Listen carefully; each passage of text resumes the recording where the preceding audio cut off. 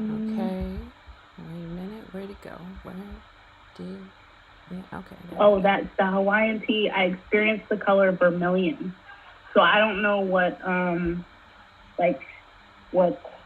fruits or anything that translates to, but vermilion's kind of like a burnt orange-ish color. Oh, that's the Hawaiian tea. I experienced the color vermilion.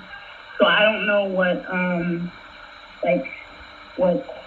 fruits or anything that translates to, but vermilion's kind of like a burnt orange-ish color. I'm supposed to be hearing myself right now. Yeah. Whoops.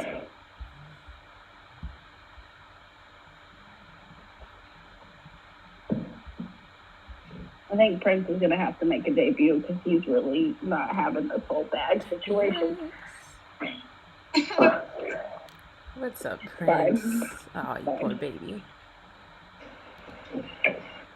All right. I am just trying to crop out certain parts of this window. I apologize for the delay. Damn. Yeah, I've never streamed live before.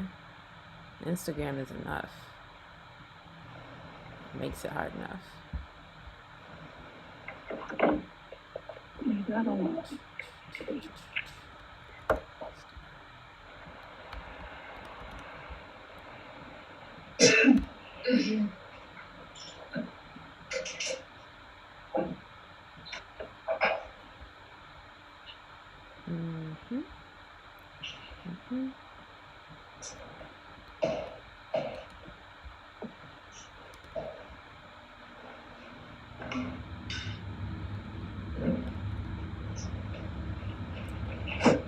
Okay, so y'all got your first coffee ready, right?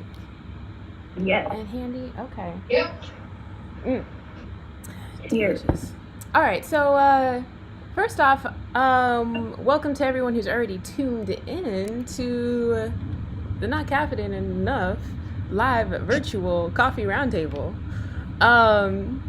We're first gonna sip on some coffees, and then we're gonna talk about just our experiences. Y'all already know about or of like being Black women in the coffee industry. But we'll get to that in a second. And real quick, shout out and big thanks to not only Akai, who donated to this event so that we could all get coffees for ourselves from 2 Black-owned roasteries, but also to everyone who donated individually. I think all of y'all in this roundtable right now donated, which is awesome. And then I know we had a few handfuls of other folks who donated, so thank you to everyone who did that. And that was really awesome. So, all right, the first coffee that we've got brewed up is from Black Coffee Roastery. We've got the Ethiopia Galacha Hera Motherlands with notes of blueberry, honey, and chocolate. Yeah, I was pretty excited about this. Also, not only because, or not least of all, because it was roasted in a home kitchen, and I really like that. Like, I know that doesn't really speak to the quality necessarily or directly, but it made me feel better because, like, it just gives me a home feel to know that it was roasted in a home, you know. So I like thinking about that while I'm drinking it. I feel that. It's super pleasant. Like, that's the first thing that I felt when drinking it. Then I was like, it makes me feel purpley, which I think that's attributed to the blueberry. So it's like a comfortable coffee, if that makes sense. Mm-hmm. That's the vibe for me. Yeah.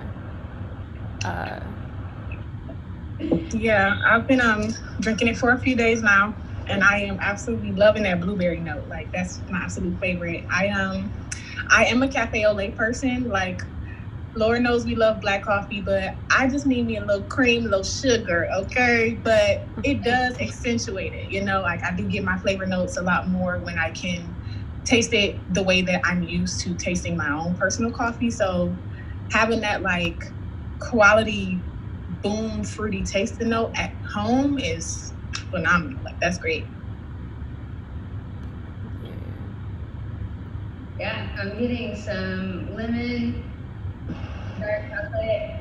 I don't taste blueberry, but I can kind of get the purple because I perceive a little plurality, not as strong as some other Ethiopians, but like, yeah, it has something floral to it.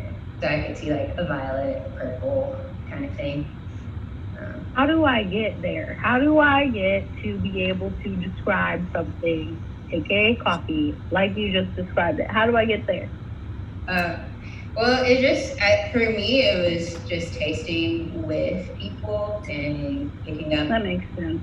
on vocabulary. Also, though, these colors that you're perceiving are associated with things that are actually that color. So if you get purple, some things that are purple are blueberries, flowers, you know? So you can start to think of, oh, what's a fruit or a vegetable or spice or whatever. Something that you actually I feel like I need to get those flashcards that we had as kids that are like, what fruit is this color? What is this color? And be like, I'm gonna learn it. I'm gonna learn it that way. That's a dope idea. You should definitely invent those. Also, when I first started off tasting coffee, we had a set of oils. I wish I could tell you the name of these oils because I've been looking for them for years. I actually might ask D-Mart. Shout out to D-Mart. But there's a set of oils, and what you do is you smell them, and they smell like different things. They might smell like aromatics. They might smell like olfactory smells. They might smell like fruits, but essentially you smell it and you write down the first thing that you think of, and then there's an answer sheet, and then you can see what that smell is. Because you might be like, oh yeah, like originally when you were talking about the Hawaiian coffee, it had like a oranges, you know, like it tastes like a sunset. Like that immediately made me think of tropical. So I think they're definitely connected. It's just like kind of getting those The association. Synthesizers working. Yeah, and that's another thing, Kate. You can get a sensory kit. Some are more expensive than others. They're just expensive in general, but you know, if you need one, let the folks know. Get you a sensory kit. Listen, coffee people be coming through. Right. Also, maybe Chelsea will make you one. Shout out to get you some gear if you're listening out there. I'm supposed to see them today sometime. Okay. So maybe I'll throw that in there. I'll be like, oh, and by the way. Yeah, by the way, you want to make a sensory kit for me? Right. Okay. Cool. Yeah, when I taste this coffee, I get what you say. I get what you mean when you say purple. Because like off and on when I start sipping this, I taste blueberry. Sometimes yes, sometimes I don't. But I kind of feel like that fits with you saying purple and you, Erica, saying you don't really get the blueberry. This purple's like in the family of blueberry, and I'm trying to figure out what else would I get instead of the blueberries and like the off occasions. I don't know. Like, if I can't think of the fruit, so purple works for me to describe the fruit. But I do get I like the honey. idea of violet. Of what? A violet. Oh, yeah. Okay. Yeah. And it makes me think of royalty, and they've got a Black Coffee Roastery has a version, the same coffee, but dark roast, which they call extra melanated coffee. Which I love that name. I love it, and it makes me even more think of like royalty. So purple, violet, like yeah, that really vibes with me there. And then there's always like this quality it's like one of the mystery qualities to me that I started to identify as like honey vanilla, I guess. Like, it's not that it tastes like honey vanilla to me. I've just noticed that I taste this thing whenever the bag says honey or vanilla. Does that make sense? So I get that, I guess, honey thing that I really love. I don't know. I just call it mystery flavor, mystery sweetness. Mystery sweetness. I like that. Yeah. But KP, I think this coffee is pretty approachable. It's balanced. There's some sweetness there. The acidity is pleasant, and I think it's really approachable. Yeah, I love the juiciness. I love it is that fruity pop for me. It is that. I do get the floral. I also get a strong nut in there. I don't know if it's my oat milk, but I'm getting a very strong walnut also, which I'm appreciating. Like the blueberry walnut gives me a muffin vibe, makes me comfy. I really do like this coffee. I've been definitely taking it on the road. Nice. How'd y'all brew your coffee real quick? I did a pour over. The little fellow setup. I did it directly into my cup for the first time, and I'm pleasantly surprised. I was happy. You brew Stag X on your Carter mug? Is that a problem? No, just sponsor her fellow products if you're watching this. Right there, a whole ass vibe for sure. I had this thought. I was like, okay, we're doing multiples, so I should do one in this and then one in the actual, like, you know, making it all make sense. Yeah, that's genius. I brew mine on AirPress with a single filter, not a double filter for all of you double filter people out there.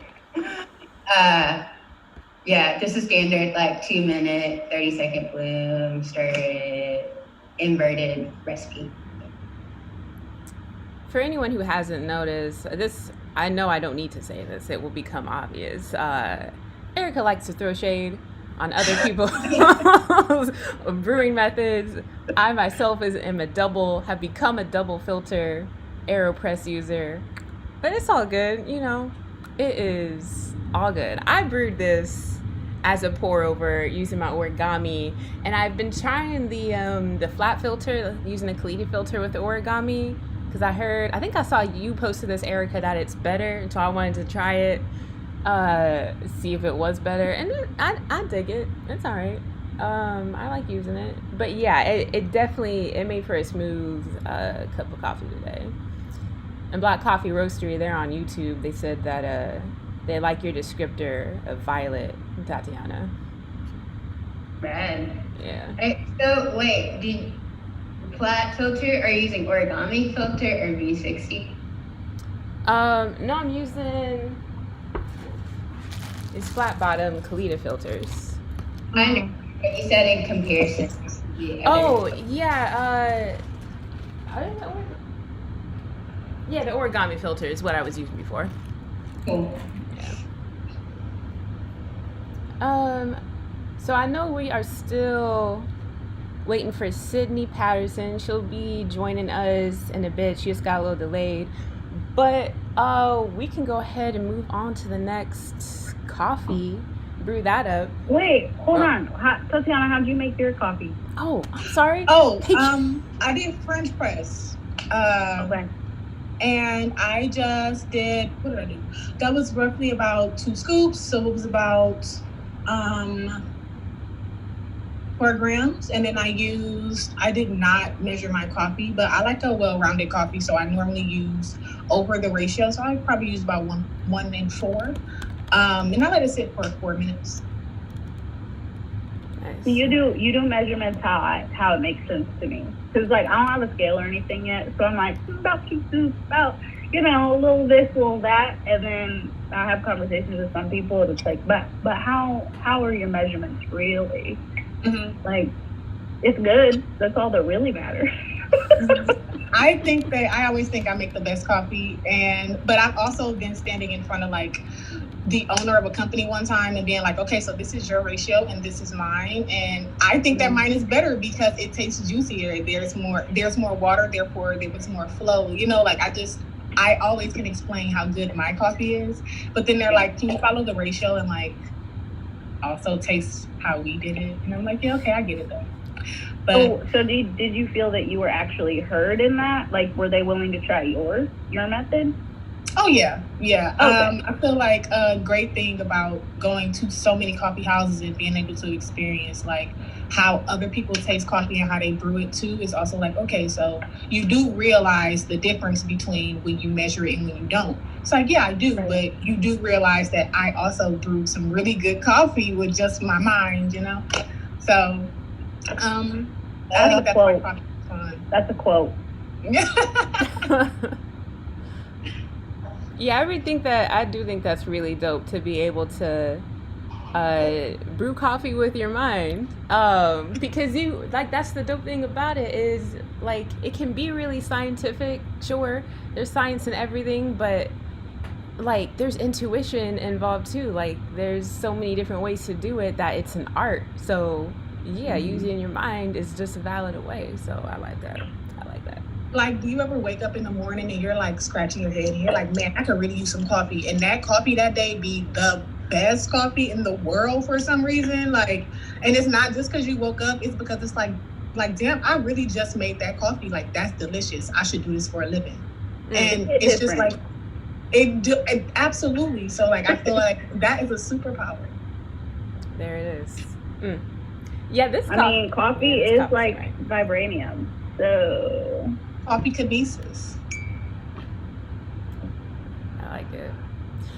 I'm sorry, I feel like I've been a little absent, y'all. Zoom was trying to kick me out for a minute, so I was panicking trying to get us straight on the right path. Damn. But it's all good now. We're back. I'm back. And we back. Hey. I'm going to use this moment to, while you guys are like checking for the other coffee, to go check for my coffee in the mail. Okay. Yes. Okay. BRB. Okay, I got mine from Sydney. Shout out. Very nice. Oh, that the worked postal out. system didn't work with us this time. It did not. Y'all, we were waiting on tenterhooks for our 850 coffee, because if y'all know, it's coming from Canada. It's Black and female owned. But yeah, coming all the way from Canada. You know that our postal service has been rocky here in the States for a minute, especially I think in some parts more than others. So yeah, most of us got our coffee just in time. I'm about to brew my second cup.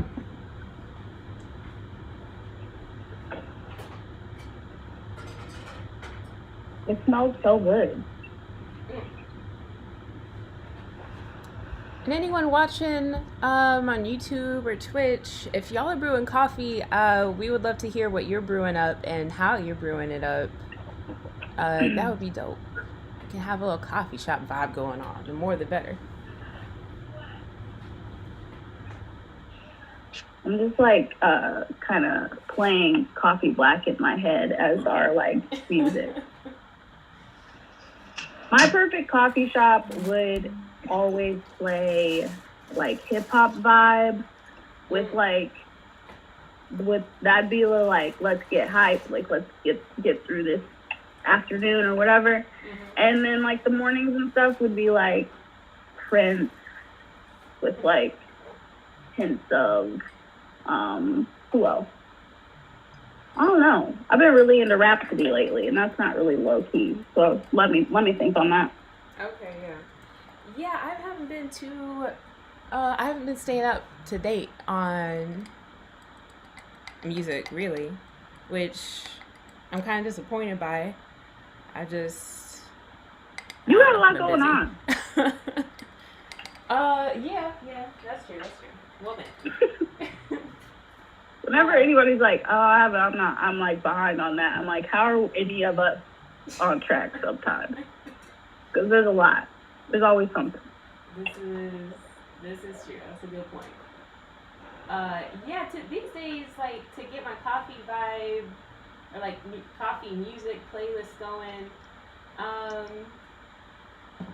It pretty much always starts with like one song. Like I end up struggling to think of one song to get my day going, but then from there it's easy. I just, I pretty much follow whatever Spotify, YouTube suggests with some modifications, and then it sets me on track. That's real. Did your coffee arrive? It did not. Damn. No, right? It's probably gonna magically appear tomorrow. I know, right? It's like, oh, I needed this yesterday, but you can at least enjoy it. Yeah. No matter when it I'll make a arrives. story about it. I'll most likely make a story about it because I was really like wanting to try that. So we'll see. Maybe I'm early. I'm like, there's a part of me that's like, maybe you're early and she didn't run yet, and she'll get here and she'll be like, I got a package. And I'll be like, yes. But who knows? Coffee is coming. Coffee is coming. Coffee is coming. Yeah. It's like a manifestation. We manifest, yes. Yes. Also, your tattoo looks so dope. Like that Thank shirt you. is so cool. Yeah. Thank you. Awesome. It's so new. Probably We like love a fresh tat. yes, we do, don't we? And I'm like in that moment where I'm like, I don't want to get the outline shaded because the outline looks so good. I know. Yeah. Struggle. The process. You're welcome. I have a question. Erica, you might know this. What is actually this part for? What is that? Fellow.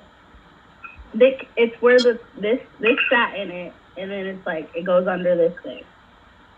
Like, is it just a storage thing? I have no idea. I don't know either. Where's fellow? Somebody at Yeah, fellow. it's like fellow. Fellow, come hear this. Asterisk, sponsor me, and then also what is it? Also, What? I said yes, and also customer assistance. Yes. Or maybe, okay, hold on. Maybe it's like once you're done brewing, you can like set it on this so you don't get it everywhere. Because I normally just set it down on a counter or something. Yeah. I don't know. I'll let you know if I find out. Right. Oh, it smells so good. I'm jealous.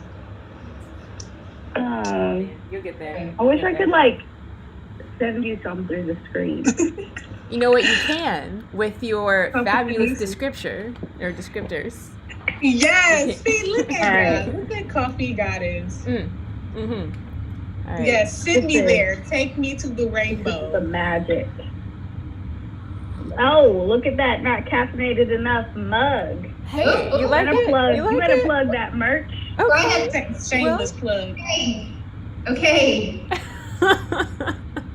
You can get yours at I don't actually know I don't remember the name exactly of the website. You can check the link in my Instagram bio for yours. Hit that link. Patreon. Get yours at we don't remember. Ugh. But Google. But Google should take you there. Google will take you there. Google knows what's up. So when I smell this, I don't know, it's weird. I kind of smell like today I smell caramel for some reason. I didn't when I first time I brew it, and to be honest, I don't anymore. It was just an instant of caramel. But for the most part, I think just because I love caramel notes in coffee, and so when I love a coffee, like sometimes my mind takes me to the notes I know that I love. But to me, like this tastes like straight up coffee. Like no bullshit about it. Like I just taste coffee, like strong, bold coffee. Yeah, honestly, Definitely bold. yeah. And what do y'all It think? makes me feel though like baking, like dark Oh. chocolate, like baking with like the I'm gonna let you come into my mind, okay? I imagine, when you like shave dark chocolate and like it comes off in those like shavings. That's what I'm experiencing when I taste it. Like if I were to eat those little shavings, that's what it's like. Cocoa nib. Yeah, there, that thing. I think cacao nibs. Yeah, that's different than like baker's chocolate, but Yeah. similar extreme. Yeah. Usually people just say baker's chocolate. Like they be That word wasn't coming to me. Spice, and I'm like, there's a lot of spices that you use in baking, so which one are you talking about, fam? But yeah, baker's chocolate, like a dark, no sugar added, 100% kind of chocolate. Yeah, for sure. Yeah, now that you say it, I get that dark chocolate. Yeah, that's nice.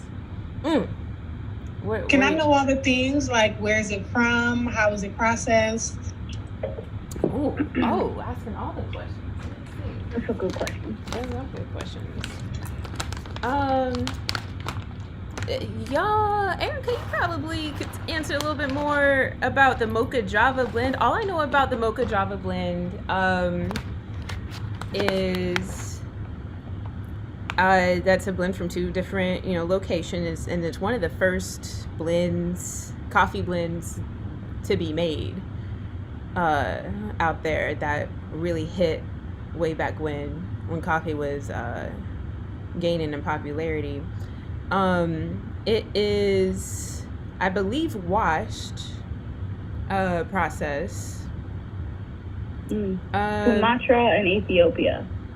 Thank you. Yes. I feel like Sumatra coffees always have a really rich chocolate. Do you guys get any berry from the Ethiopia blend at all? Because I'm just curious. What I'm getting from the Ethiopia is stone fruit. So I'm getting like the nectarine, plum, more nectarine. You're next level. Mm-hmm. Nectarine or some citrus in there. That sounds good.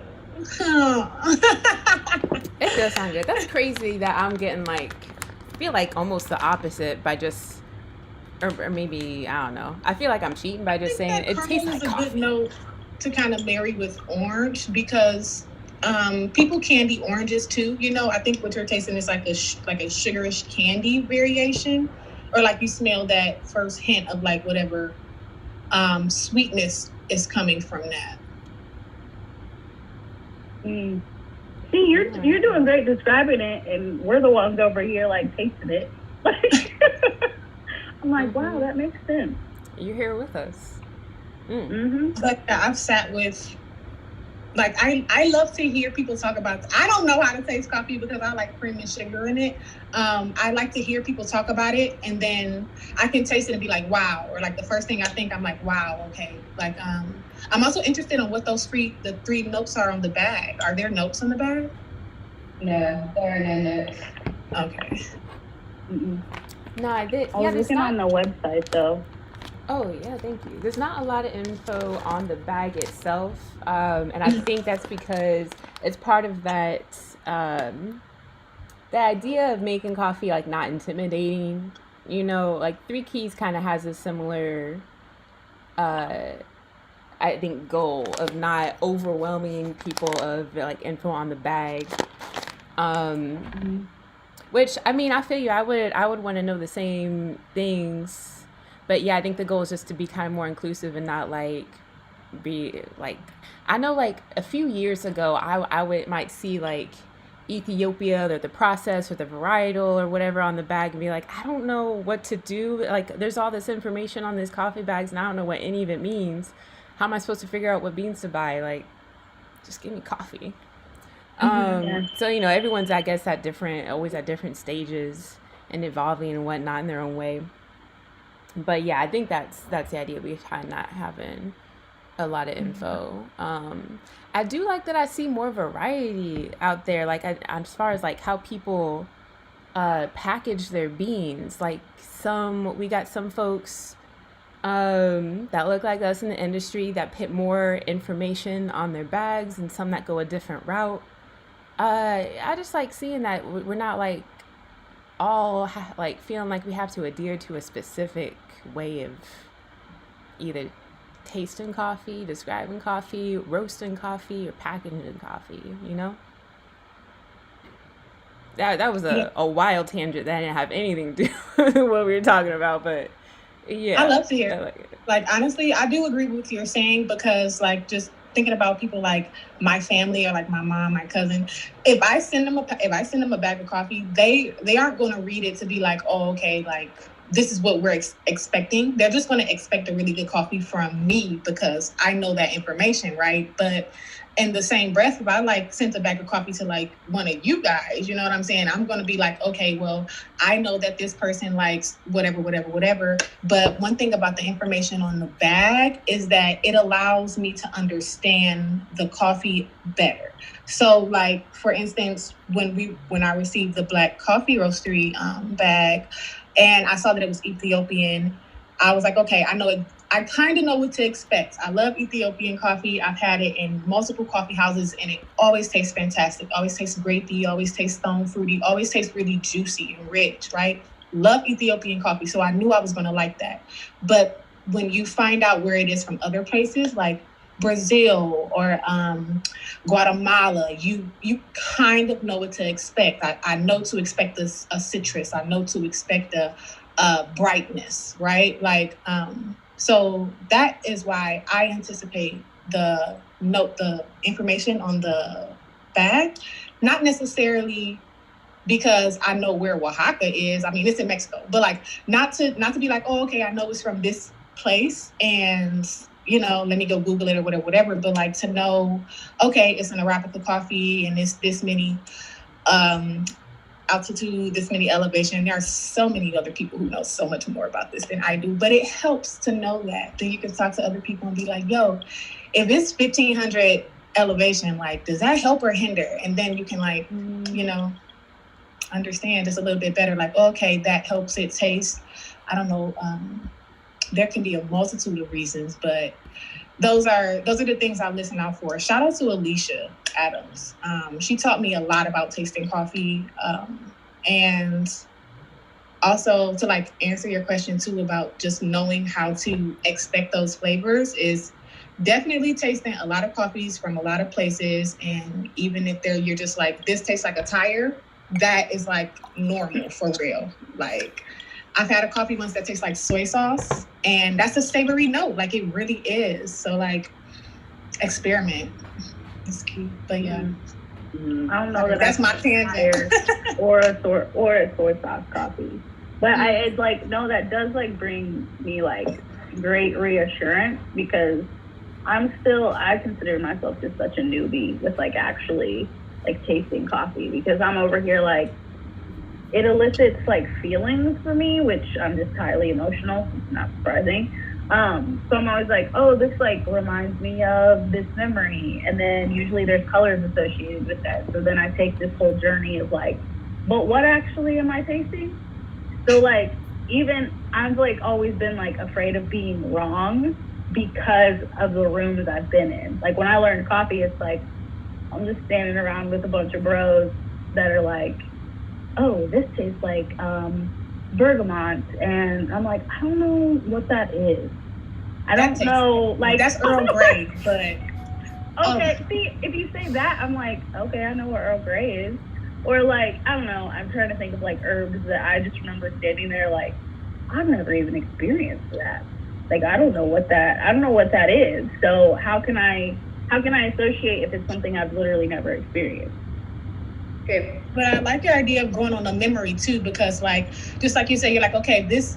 To him, it tastes like bergamot, but to you, it tastes like your grandmother. You know what I'm saying? Like when you were sitting on her lap and it's like, oh, but she used to drink Earl Grey tea. You know what I'm saying? Like that memory takes you exactly to that flavor. You know, I say, well, I think Umeshisho, she has a spoon that says like, or like a pencil. I think it's a spoon that says like, tasting notes are opinions.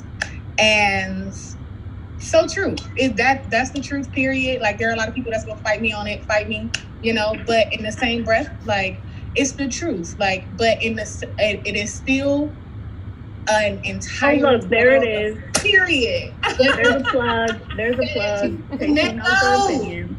Yes. That's dope. Yeah. I really like that. It's all on our preference, and it's all about our experience. It's nature versus nurture. But you marry and you integrate with the people that you meet, and that also have the same passion that you do. That when you said, man, like KP, your experience brought you to Earl Grey / Bergamot, like, that's a really good point to make, because I think possibly if you're trying to get to like this step of describing coffee using like the same words that the bros around you are using, not that you have to, but if that's what you're trying to do, maybe the first step or the next step towards that is just confidence that your experience is going to get you there. Like, believe that your experience is just as valid, and then it'll, like Tatiana was saying, it'll take you there to whatever those words are, and you can just describe it like that. It's the same thing, really. I like that. And honestly, I ain't trying to taste like they do. I'm just like, I enjoy this environment, so I'm like, I'm trying to taste like y'all. Oh, like, okay. Yes. So how do I get there? Which is the same thing. It's like, all right, like, it's just taking the next step forward. Mm-hmm. Yeah, so that's actually the perfect segue to talk about code switching, because in a cupping room, if you are culturally different than the people around you, you have to code switch, because you're calibrating to a very specific language, and only a select group of people developed and made whatever cupping sheet you're using. So unless some more coffee. Exactly. Please do more coffee. And so, like, if you don't speak that language, you have to code switch and learn a different language. And best believe none of those coffee bros are going to code switch and try to figure out what you're saying. So I think a cupping room is like the perfect example of a place within coffee where Black women have to code switch in order to be heard. You say one thing like, "Oh man, this tastes like yams," and then the coffee bro says, "Yeah, this tastes like yucca," and it's like, bro, like, okay, right, got it. But like everyone else in the room hears yucca and they're like, yeah, yucca. Like I'm driving. But yeah, it's the whole like, is there an echo in the room because I just said that shit, Yeah.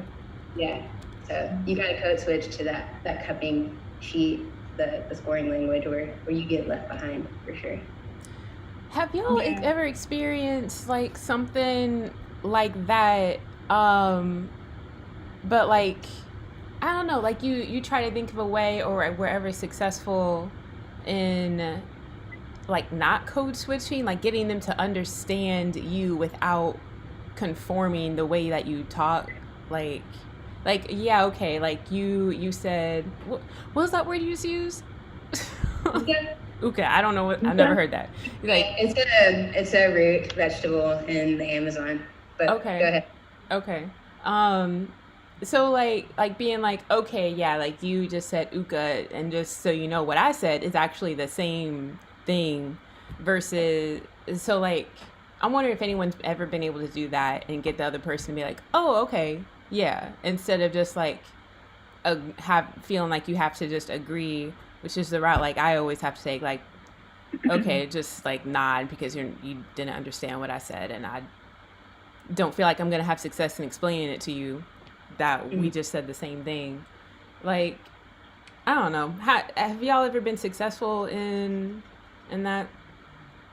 I think I was actually talking about this earlier because I realized like I'm just now entering a season of life where I don't feel the obligation or the necessity to accommodate in order to make other people comfortable.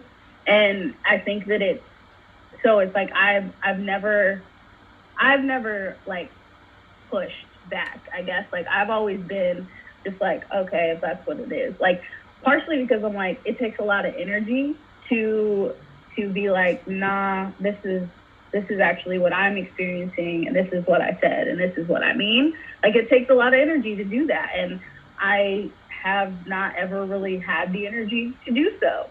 And it's not saying that I have the energy now, but I think it's more of like I daily am like, this is who I am, so I'm gonna make sure like I'm not backing down from that, which also is just like I'm not gonna accommodate to having to like make sure that I use language that's comfortable for you and you don't ever use language that's comfortable for me. So it's like, I think I wish I could like be in those rooms again. Like obviously we're in the midst of a pandemic, like, and I'm not in coffee in the same role that I was when I was learning how to like do cuppings and everything. But if I ever get the opportunity to, I'm definitely going to be like, no, this does taste like yam.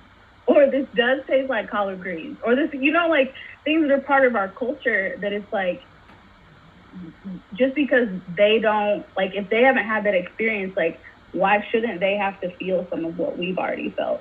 So I think for me, it's very just like, if I ever get the opportunity again, I'm not gonna back down from it. So I don't know if that helps or answers your question. Yeah. Yeah, I don't try to convince people. I just we know. Yeah, right. I just make statements, right? So and also negate other people's statements, which I'm better about not negating so upfrontly. But I used to be in cupping rooms, and one of the bros is like, man, I taste this, and I'd be like, nah, bro, that ain't it. Like, that's not in the cup. That ain't even there. That ain't even close.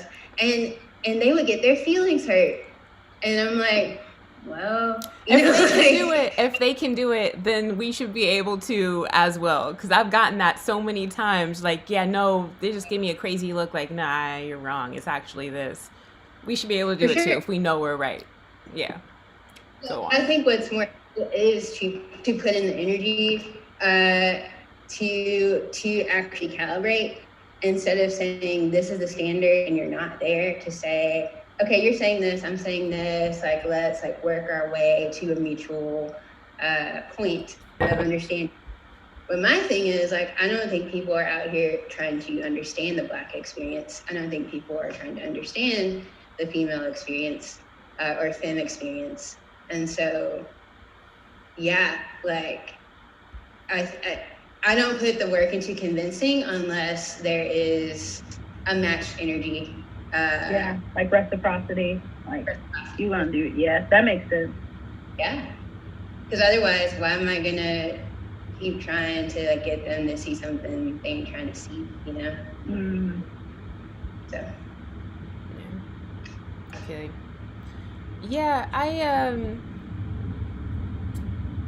man, so I kind of went on a scale. Like when I first entered like the workforce in coffee, I was definitely a very like just not and just conforming. I was used to conforming.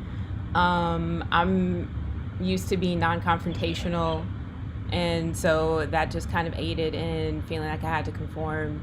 That's just kind of been with me from childhood. And then I entered a phase kind of midway into my coffee career where I just kind of wanted to fight back. And I was starting to hate having to conform. And so I was in this phase where like I was still feeling like I had to conform but hating it. And so I was just it made me hate being in coffee. Like I was having fun when I got to still like make coffee and shit. but I also hated it because I felt like I had to change for the customer. I felt like I had to change for my coworkers. They all expected a version of me that I was so tired of putting up. And then towards like the end, or my like most recent experience in coffee, I kind of went back to just nodding, but without conforming. So similar to, I think, what you were just saying, KP. It's like I'm not trying to change anymore, but I'm tired of fighting. So okay, I'll let you say what you're gonna say, and I'm just not gonna say anything about it one way or the other because I'm tired. That part. Yeah.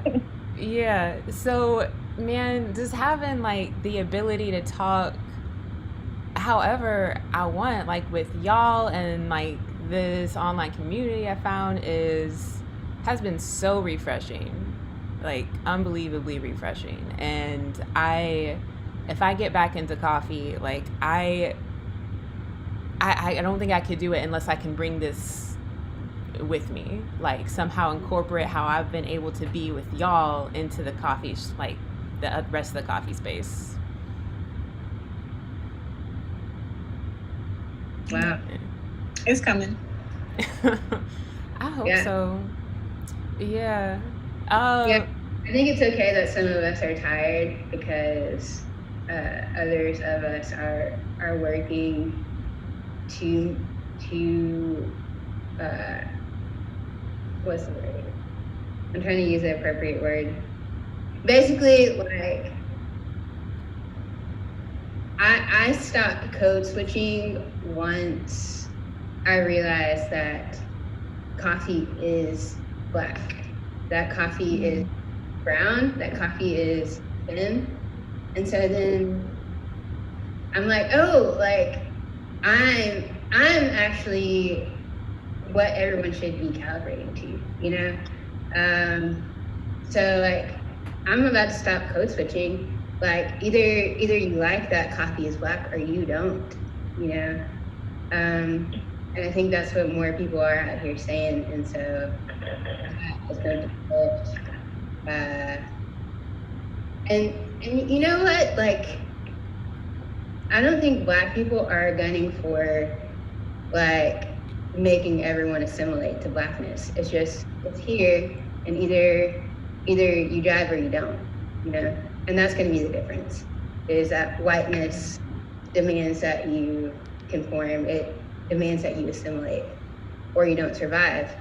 And Blackness is just like, you know, this is what we do. Like, we want y'all to be a part, and we want this to be like fun, and we want it to be good and enjoyable for everyone. And so let's do this for everyone, you know? But don't get it twisted. Like, Africa is the origin of coffee. So if anyone's gonna dictate how we do coffee, it has to be Black people, it has to be brown people, it has to be women. It just has to.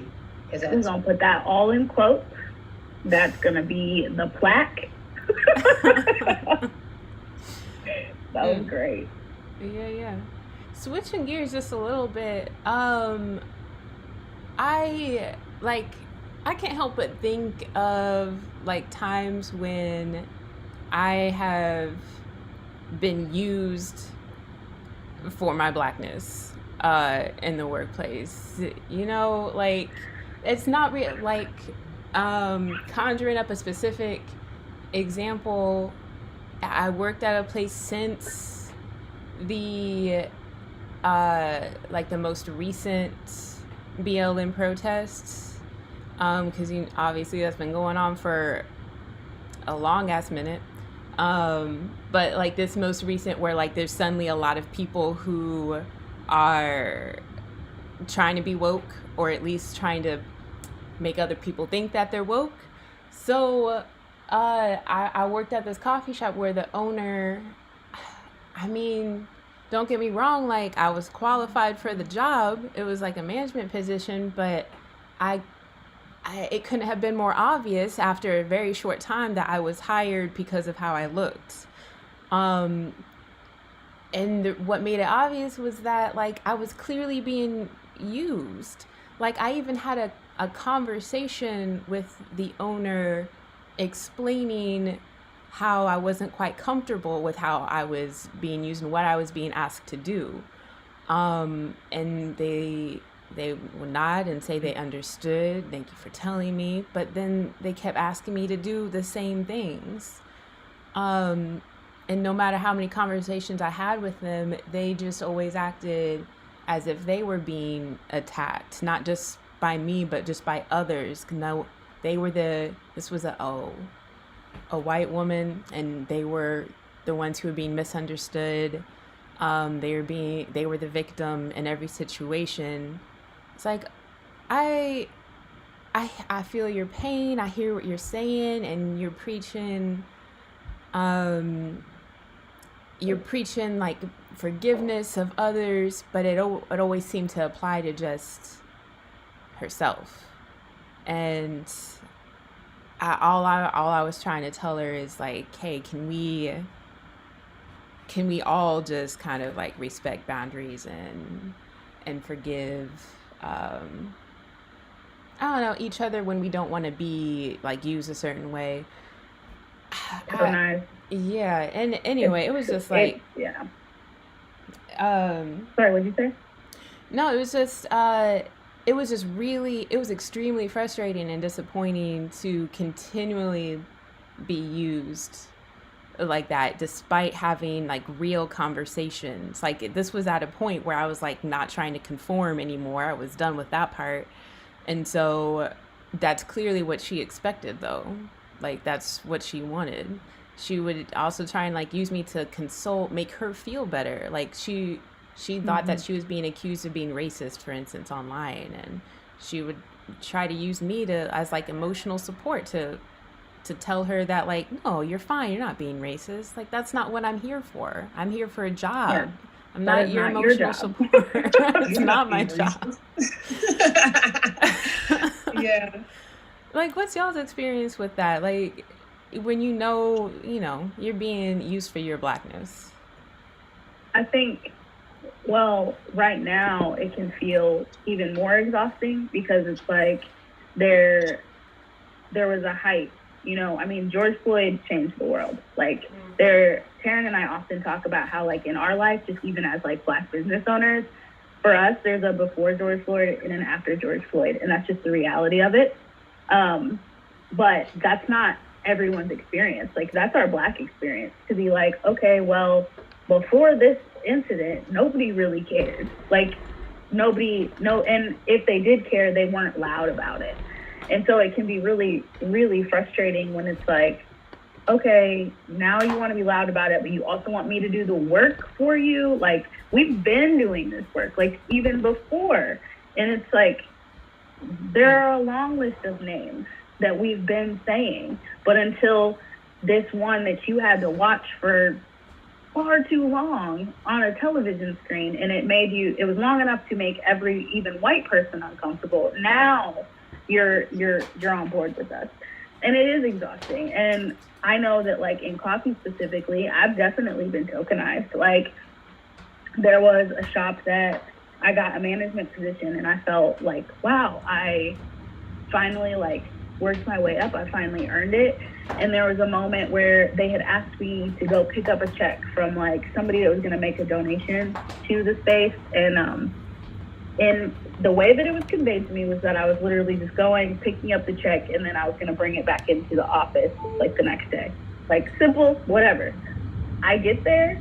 There's a news crew there to present a large, like, the picture checks, and they want me to be the person that receives it from this entity that's donating to this space. And I was like, oh, I got set up. And like, this is before I did my big chop, so I was like, full afro, like, that's what they wanted. They wanted a picture of a Black woman receiving this check on their behalf, and they wanted me to be the face for them. And it's like, it was that moment that I realized, like, oh, I'm not supposed to be in coffee in this capacity anymore. Like, I had been, like, questioning if I was supposed to, and it took that moment to be like, they don't get it. Like, and they didn't understand when I said that made me extremely uncomfortable. One, you didn't even ask my permission if I wanted to be the person that like would be in these photos that were advertised. Like, you didn't ask me.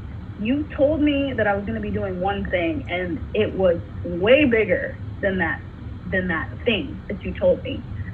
And I had to explain, I'm like, you tokenized me. You used the one person of color as your face to be like, yes, we love everyone. We're inclusive. We're this, we're that. And it's like, no, you're not, because you made me feel so uncomfortable. And now when I'm telling you that you made me feel uncomfortable, you're just like, well, our intention was. It's like, your intention, like, cool, but my feelings are still valid. Like, even if your intention, you have the best intentions, that doesn't mean that you didn't hurt me. That doesn't mean that my feelings are now diminished because your intentions were good. Like, that doesn't add up. Like, that doesn't work for me. So I don't have a lot of grace anymore for moments like that. Like, I'm just like, as soon as if I ever feel that energy, I'm like, this isn't the place for me. Like, it's gonna require me to exhaust myself, and that's not my job. It's not my job to make you feel comfortable. Like, it's just not. Yeah, that's so true. That's so true. I've had multiple experiences. I've worked at a lot of places. I mean, both Black and white owned. And I feel like in every space, I've always had somebody try to use you for who you are, or like what you did or what you used to do. And, like, you kind of give yourself to employers in a level of some speaking, but I don't think it's fair for any employer to benefit from the person that you are, right? So one of my bigger things inside of coffee is that because it is a primarily white career field, and that's just based off of the fact that the multitude of people that own it are Caucasian people, are European people, you know what I'm saying? So even though it comes from, the root of it is African, the root of it is Ethiopian, because the coffee career is so vast and so wild that now the Caucasians have it. I mean, essentially, for lack of better words, it's just that we're going to get the tail end of the stick just like the farmers are. You know what I'm saying? From seed to cup, period. It's been very hard for me to go from barista to manager to the levels of coffee that I have come through, and still have people kind of diminish my skill, my ability. I have definitely been tokenized, but I will say, because there are so many stories of it, I'll just say that it took me a long time to understand that what I can't do is be under somebody else, period. I can't work. I just can't do it. I have to sit down for a second, and this pandemic has taken me a very long time to really look at my career, because I've been in coffee for 10 years, and I'm just like, this has been a long time. I can do the latte art, I can taste, I can smell, I can do whatever you need me to do, but what I can't do is consistently allow y'all to diminish my character to my face. Sorry. So code switching for me is a definite no. If I tell you what I am telling you, that's what I'm saying. And if maybe I hear, like, if I can say it differently to you, then I may say it differently to you. But for the most part, there's no level of coffee house that I've been to that has been able to handle a Black woman in the way that she should be handled, period. That's also a quote. We'll quote that. That's real. Yeah. Sorry. I mean, there have been I've definitely seen a lot of Black women come into own coffee houses, like Nirvana Soul. Amazing job, like down to how just they market themselves. I believe Sip and Sonder is woman-owned, Black woman-owned. There are so many places, like there are women on the Joe Coffee. She's Black woman. Like, there are a lot of places that are treating people with the respect and with the reciprocation that is needed. And I just think that for Black women, what is needed now is just us to make a safe space for each other. Like, Yes. we just don't, a lot of us aren't trying to go to Starbucks. We're not trying to go to, those places, Peeps, right? Those places. We are just trying to sit inside of a coffee house and have a real, y'all know what I want to say, but like, we just trying to have a real conversation, okay? And we just trying to talk about what is true and valid for us. And I feel like even when we are behind the bar, speaking for myself as a Black woman barista, even behind the bar, I cannot say what I want to say when I want to say it. And if I do say it, a lot of times it's on the camera that somebody else is watching. And I don't mind that, but we still need a space to grow and communicate as Black women. Even if we want to stand around a cupping table and say this coffee tastes like hot Cheetos to me. To me, it tastes like hot Cheetos. And stop questioning what I say. Like, why does it always have to be an argument?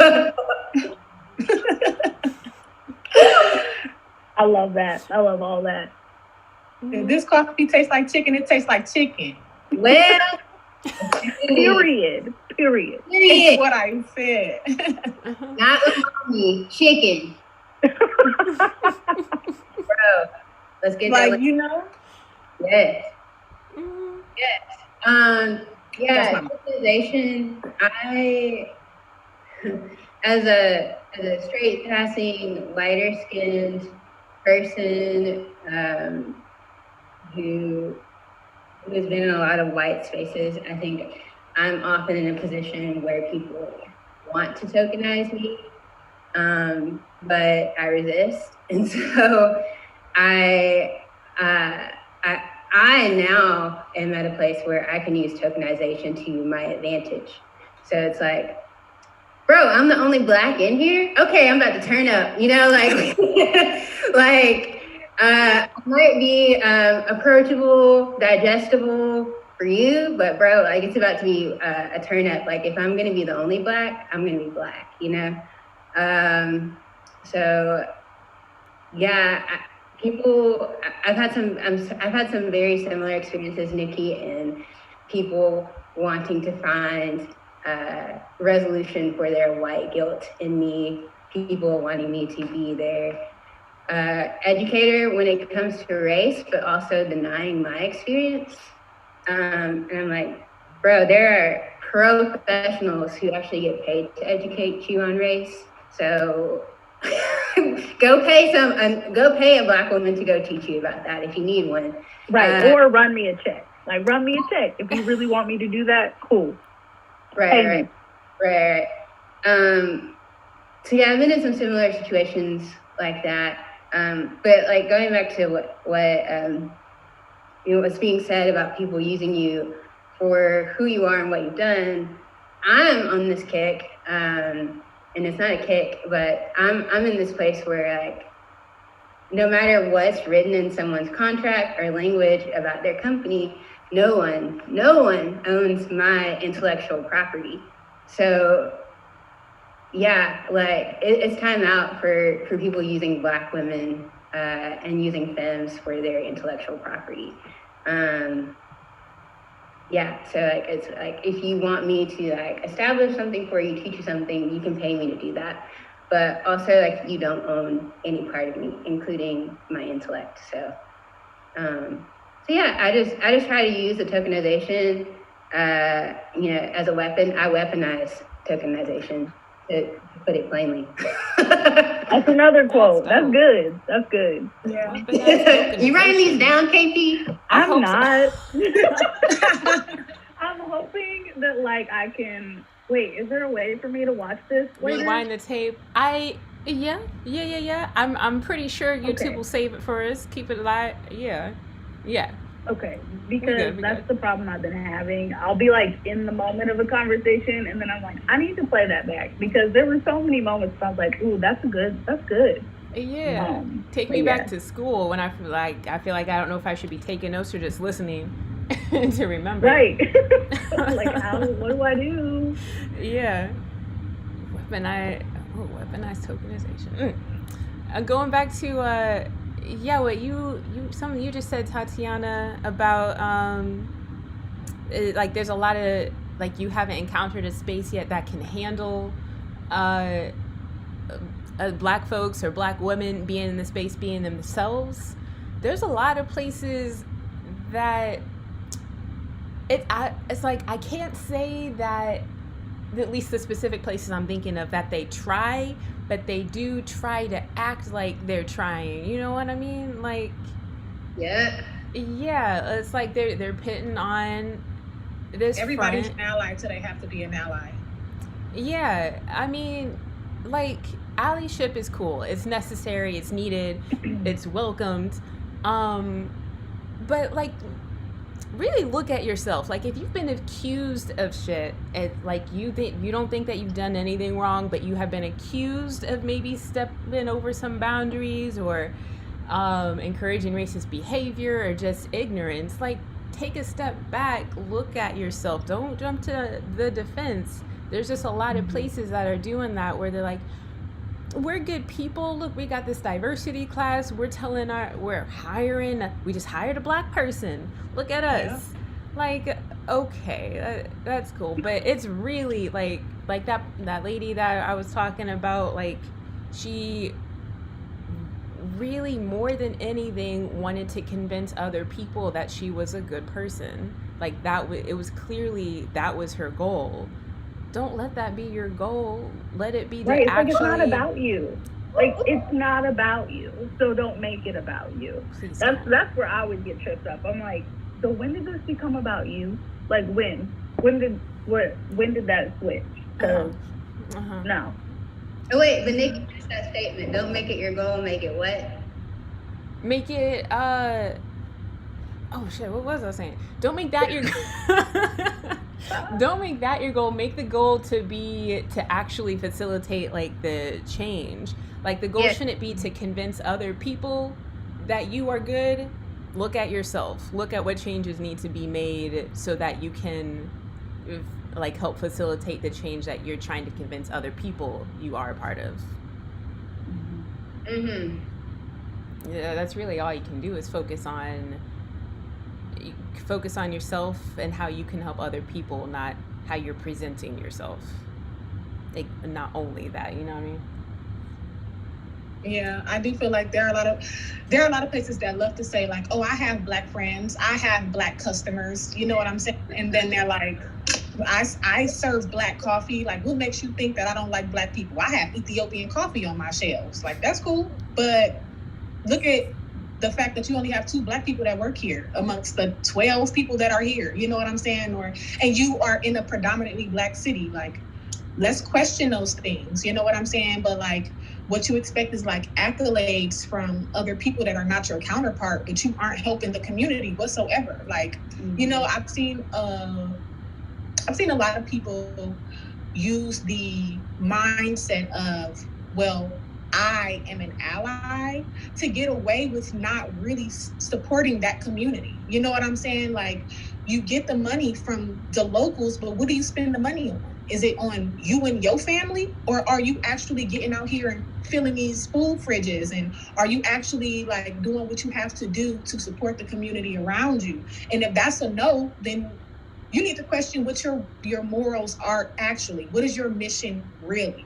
You know, like, if you aren't providing a safe space for people to come and be, then what's the point? If you can pay it forward to police officers, but you cannot pay it forward to a homeless man, you need to question your mission. That part. That part. Yeah, your personal ethics and your business ethics are very, very different. And if you are a good person, then just go ahead and align your business ethics with your personal ethics, and then you got a problem, right? But if these two aren't, if me as a business say, okay, I support animals and I give money to PETA, but I'm actually wearing a mink coat every day when I come to work, I wouldn't support me. Like, girl, you out here killing animals, talking about you support PETA every day with it. Like, no, there's no question in that. I can't come to your establishment because we aren't on the same page. Like, you're selling vegan products, but you are definitely wearing and eating all of these things, you know, and I think that if that is the mission that you choose to say out loud, then you respect that variation, right? And you do your best to become what they need. You do your best to become the person, the ally that they need. Like, yeah, nobody can walk inside of your business and say, okay, well, you serve vegan products, so you shouldn't eat chicken. But at the end of the day, maybe, I mean, don't eat chicken in front of them. You know, like maybe eat chicken at home or do what you're going to do at home. Do not bring that to your business. But if it starts to leak into your establishment, I think you need to question it. If you start to say, okay, now I'm going to serve these vegan patties with chicken inside of it, like now you need to question it. I just feel like now I'm going in a roundabout because there are a lot of places that can be dual, you know what I'm saying? It can have respect for multiple levels of people, but I still definitely think that we support who supports us, and we should move forward with that thinking, because as long as we're supporting, for lack of better words, people who you actively don't see putting food into your mouth, is never going to come full circle, right? Like if I never support KP or Erica or Nikki, then not necessarily nobody, but then I don't expect that same love in return, right? So, yeah. Mm-hmm. And going back to like what you were just saying, like if you just see, if you hired like 2 Black people or something, take a look at what you're doing then. But like not just that, look at your customers too. Who's coming into your shop? Because that's pretty indicative of who you're making feel comfortable in your space. Like just because obviously just because you hire like 1 or 2 Black people, like that don't necessarily mean you're doing all you can. But also like it's especially like a sign if you are only seeing white people. Like I worked with someone who was like, we're based in a town or a neighborhood that is mostly minorities. I wonder why they aren't coming. But she didn't actually try to change anything about her shop or how she was running things. She was just, I mean, I say that I'm inclusive, so why aren't they coming? I'm saying like what I think are all the right things. Like, okay, look a little bit deeper then. If you're seeing, like you're noticing a problem, but she didn't want to attribute it to anything she was doing or anything that she could be doing better. So yeah, I think like hiring is important, of course, but please take a look at your customer base, because I mean, like I don't, it's hard for me to find a place where I feel comfortable as either an employee or as a customer. Back when coffee shops were more of a thing, like, and when they do become more open, like that's what I look for. Like I look for people that I feel like I can be comfortable around, which means, more people that look like myself. And if like, more variety of music, more, just everything, some culture, like take some steps to make your environment inclusive, Yeah, I agree. Yeah. Code switching also has a lot to do with like, what your environment is. Like, I mean, yes, I love lo-fi music and classical music, but like, come on now, every time I step inside of a coffee house, like I kind of would love to hear some R&B. Can I hear some Brandy over the speakers? Right? Okay. You know what I'm saying? Like, my God. The first coffee shop I ever worked at, the only time R&B or hip hop or anything played was when I was working on bar, because I made a specific playlist that was like, everybody knew. They're like, oh, KP's working. And it's like, y'all can play this when I'm not here. Like, people enjoy it. It's not just for me. Like, it's like, we don't need to listen to Bon Iver like every 2 seconds, every day, all day. Like, we just don't. We don't. I'm like, like, let's just throw in a little flavor, please. Yes, like if I have control, most of the places I've been working at recently have let me like have control over the speakers, and I listen to whatever I want to listen to. I listen to everything, but I am a neo soul R&B person. So, and I also dance behind the counter, and I also laugh really loudly, and I'm also just a very loud person. If there's if there's anybody here that has experienced me behind the bar, I am a live wire. You know what I'm saying? So there's just, that's the energy that I need to be able to be like, oh, this is also a good cup of coffee. A big reason why I do love the idea of three keys is because they actually have music that goes with that coffee. So now I can sit inside my house and blast my music and also drink my coffee and have a vibe, you know? So I just look forward to more places like that. I think that conversations like this about code switching, music switching, you know what I'm saying? Like those type of ideas and relationships are going to go really far in the next 3 to 5 years, because we're going to see a lot more places that expect that expects more culture out of just a cup of coffee. Yeah, one place I worked at, like one day I was playing black music, and one of the other baristas was like, "Oh man, I should play more black music, but I can't think of, I can never think of like anyone." I don't remember if they said black music or they might have said R&B music or something. I don't know, but they wanted to say black music. I was like, I can never think of anyone. Like, this is a good one. And I was like, Steve, I was like trying to, for some reason, make it feel better. It's like, well, Stevie Wonder's might be a good place to start because, you know, I mean, Stevie Wonder crosses races. So I was like throwing him a softball, just giving him an easy one. He was like, oh yeah, he just thought that was like the answer, like, oh yeah, Stevie Wonder, and like that was the king of black music, the way his eyes lit up. And it's like, I mean, look, you want to play more music, that's cool. If you actually want to, don't just say that to the only black person that's standing next to you, like, oh, I wish I could think of more black music to play. Well, go ahead and do some research then, okay? Like, if you want to play more varied music, more cultured music, or just like, you know, mix it up a little bit, go ahead and do some research. I encourage that. You don't have to stand there and act like you feel bad for just playing country music. Also, like, you're not the spokesperson either. Like, it's like, okay, like, if you are the minority in a space, especially like if you were the only black person, let alone like the only black woman, it's like, I don't speak for every black person. I don't speak for every black woman. I run into that like a lot. It's like, this is my experience, this is how I feel.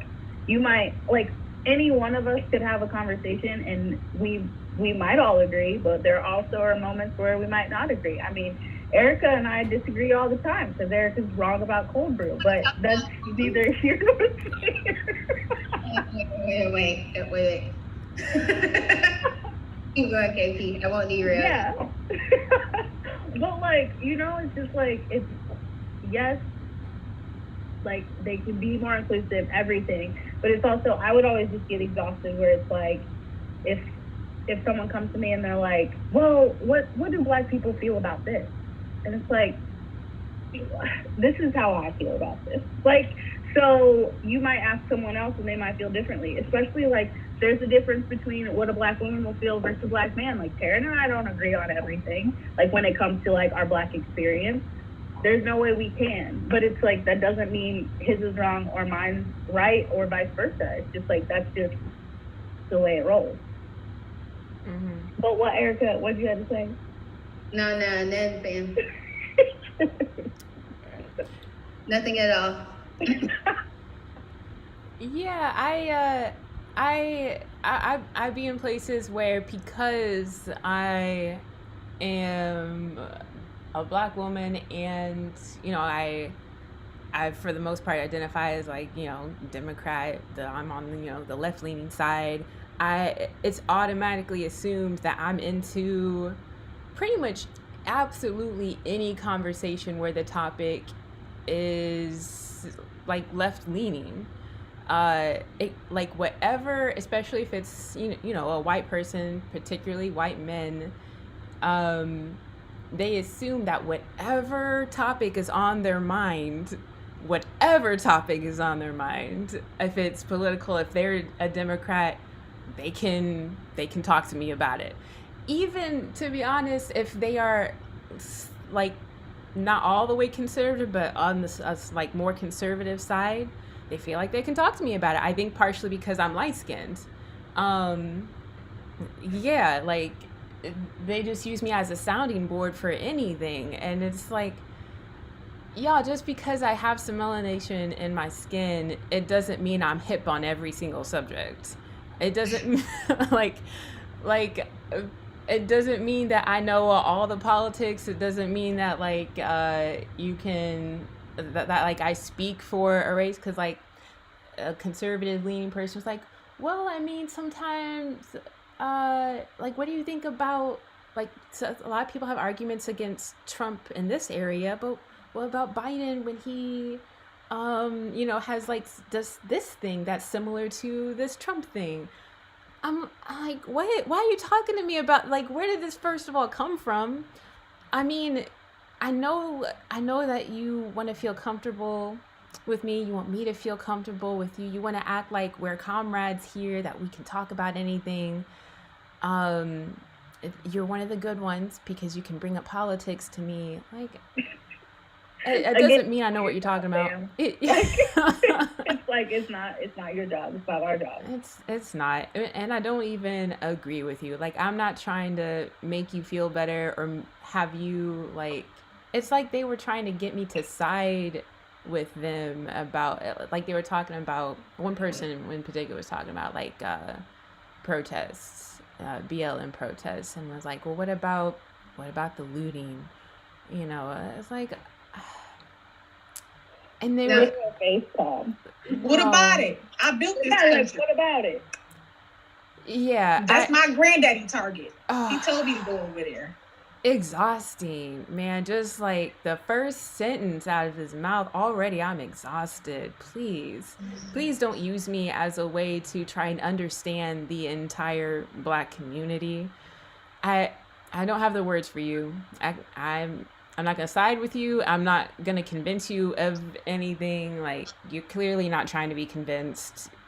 I just, please, please, leave me alone. I hear you on that. I do.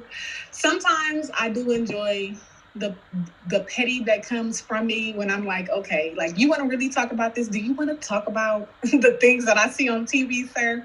Let's talk about it. And like, let's really have that conversation, right? Because since you would like to hear what's on my mind, and I do agree, like, I am not the advocate of the Black woman community. You know what I'm saying? Like, I'm not queen Black woman, nor do I claim to be. But what I won't do is like, allow you to be like, oh, okay, well, don't you think that was wrong and so-and-so did this? I'd be like, actually, like, I'm actually getting underpaid in a job that is like for me. Like, how about you drop something inside of my Cash App before you want to have this whole conversation about some politics that you and your grandpappy set up? Like, it's very traumatic for me also. It's very traumatic for me also to know the things that are going on. Like, let's just say, the January 6th, the looting that happened in the Capitol, like, I literally couldn't imagine having to talk to anybody white that day, because those are the days where they don't want to talk about politics. They only want to talk about politics if somebody died in the street or if there's Black on Black crime or something like that. The days they don't want to talk about politics is when they over there acting up. So for me, it's just kind of like, if you really want to have this conversation, you actually have to pay me a portion of those reparations that you promised me before I really get into this conversation. So how about you buy another cup of coffee before I start to talk to you about the crazy things that y'all be doing every day? Like, I do hear you on that. I can't. That part. Not only buy the cup of coffee, but make sure you tip well in that tip jar. Please, and thank you. Yeah, and they don't like to sometimes. They do not like to sometimes. Like, not you buying this Ethiopian cup of coffee, but won't tip this African American. You feel me? That's the word. Especially if you disagree with them, because if you disagree or don't you meet, if you're doing anything other than yeah, good point, which is sometimes what I feel like I've had to resort to back before I decided I wasn't going to conform, just nod and smile like, oh yeah, okay. If you're doing anything other than that, it's like, oh, you got an attitude. Okay, like I'm just trying to be a nice white person and talk to you about, what's on my mind, and you don't want to agree with me. Oh, okay, we got a problem now. You're the one forcing me into this conversation.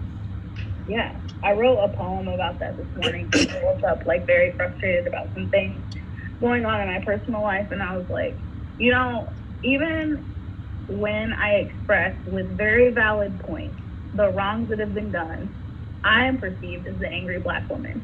So I was like, okay, then, like if that's it, like then yes, because you pissed this Black woman off, and if that's what you need to pin up as a picture before ever addressing all of the wrongs that you've done, cool. Because it's like there gets a point where it's like, yeah, you become exhausted, you become tired, and a lot of times that does lead to frustration. It leads to anger, and it's like I process through my writing. So like once I got done writing it, I was like, yeah, like this pretty much sums up how I feel. And it was even more frustrating though, because I think as whoever reads it, every Black person will understand, especially every Black woman. But from a white perspective, like I already got DMs that were like, is there anything that I can do? Like what should I do better? This, that, and the other. And it's like, I'm not about to sit here and tell you, like, you the roadmap of how you can be a better person. I'm just not going to do it. It's not my job. Like, if you clearly felt convicted by the words that you read, then that's a you problem. It's not a me problem. Like, I expressed how I felt. So what are you going to do about it? Because it's not on me anymore. Like, it's like, if that's how you're going to perceive me, you're not ever going to hear me. Like, you're not going to hear me. You are just like, oh my gosh, what did I do wrong? Like, how can I be better? This, that, and the other. And it's like, don't ask me that question. Like, ask yourself that question. It's like, just like you were saying earlier, Nikki, like, don't come to someone thinking that like they can fix it for you, especially a woman of color. Be like, how are you gonna fix this for me? Like, it's on you to fix that. Like, it's on you to fix whatever biases you created. It's on you to unlearn. It's on you to do this. And it's like, we especially as Black women have been taking on the responsibility for years, for generations, of making sure that we are educated, making sure that our family's good, making sure that every single person around us is taken care of. So it's like, I think it's it's so appropriate for us to have the same expectation for others. To be like, how about you make sure you're good this time? Because I've been making sure everybody's good, especially even myself. Like, it's like a lot of times it comes to, we're the ones that are good last because we put everybody before us. It's like a culture that's been created, and it's no wonder a lot of times we're tired. It's no wonder. Mm-hmm. Mm-hmm. There are a lot of... Oh, go ahead, Erica. Well, I was just going to say, code switching when it comes to politics is a very interesting subject for me, because I think a lot of people want to talk about the mechanics of politics and talk about laws and legislation. Don't get me wrong, all those things are important. They need to be changed. They need to be talked about. I believe, and I think, I'll just say I believe that politics is an embodied experience. And so, let's talk about the everyday politics of, our worlds colliding, the everyday politics of me being a Black woman in these spaces. And that's the kind of stuff that people don't want to talk about. So it's very, very interesting, the whole, like, from liberal to conservative. It's like, all right, liberals, I can kind of do that nod my head thing with them until until they get to all lives matter, and then they lose me. I'm like, you just lost me. All lives matter? Nah, fam. Like, that's totally missing the point.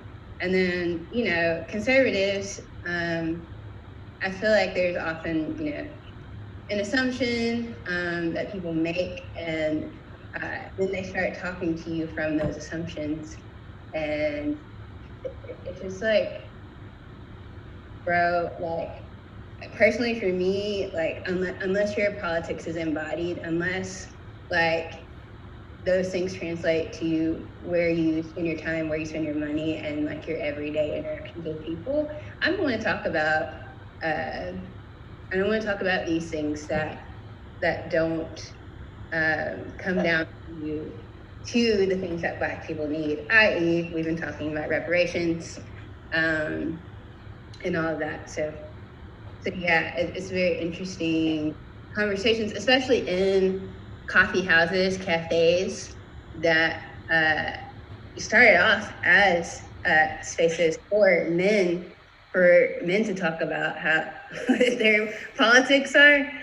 I'm like, bro, like, your politics got to change. Like, and not everyone subscribes to a cis, white, heteronormative politics. So unless we can talk about the rest of politics and not just like two colors or two camps, like, just yeah, I don't want to talk about it. But yeah, man. Yeah, kind of just another example of being tokenized. And myself was it's a similar experience to what you were saying a while ago, KP, where I was kind of bombarded with this sudden like oh, like the owner was like, oh, you're Black, let me use you right quick without talking to you about it. It was a promotion going on for, it was one of the Blackout Tuesdays, and it was, I was put on the schedule. Now, mind you, making the schedule was my job, but for this week, I was put on the schedule as an opener on a day that the owner fought hard to keep. Like, she's like, I really want to work for like 2-3 hours or whatever on this day. Okay, I'll keep you on the schedule, but she switched it around and had me at that time, and it was the day of a Blackout Tuesday. The promotion was giving out free coffee, free Black coffee. All the customers are white, so this was giving out free coffee to white people, and putting me at the forefront of this. Without, so you were serving free Black coffee to all white people for Blackout Tuesday. Yes, you got Just it. Making sure we all understand what's happening. That you nailed it. Okay. That was it. That was okay. it. Wow. That's cute. That's cute. Yeah. Wow. Yeah. Real cute. Especially since she left.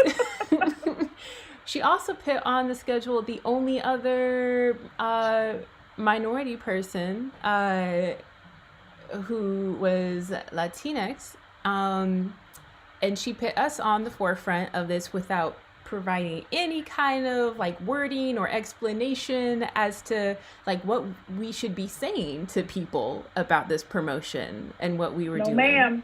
She left us to figure that out on our own. No, ma'am. And you know what? She came in that day. So it's not like she came in that day and did not stay at the forefront to talk to people. She hid herself in the back. Came up to peek a couple times at what we were doing.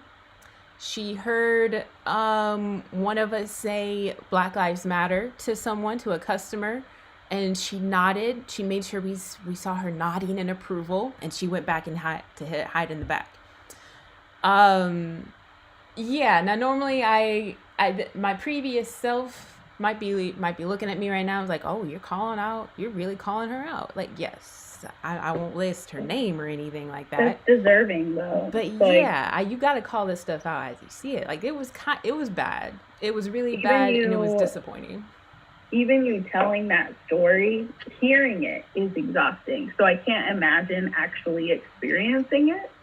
And I'm sorry that you had to, because that was a weight that should have never been placed on you. And, you know, pardon my French, but it's some bullshit. It's some bullshit. Nah, we're not here for that. We're not here for that.